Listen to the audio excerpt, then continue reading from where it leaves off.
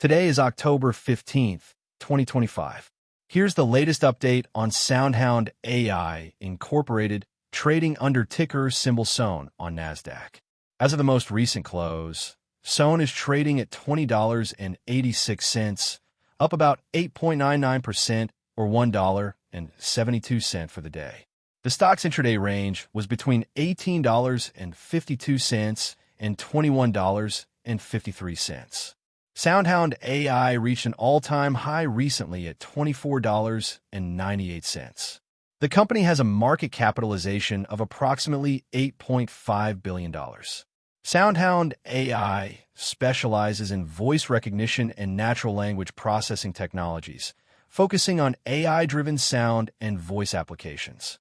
The company reported quarterly revenue of $42.68 million, beating estimates, though with a net loss of $74.72 million reflecting ongoing investments in growth. Technically, SON is trading well above its 50-day moving average near $15.13 and its 200-day average around $12.28, signaling strong upward momentum.